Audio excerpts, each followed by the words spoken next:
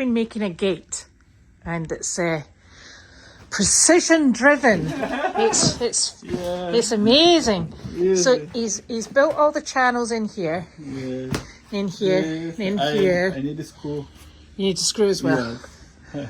And up here, Yeah. this is Wallace's dad, Wallace's dad.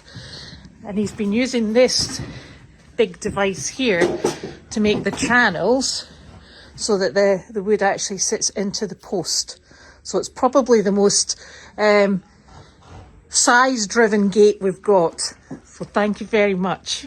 You're welcome.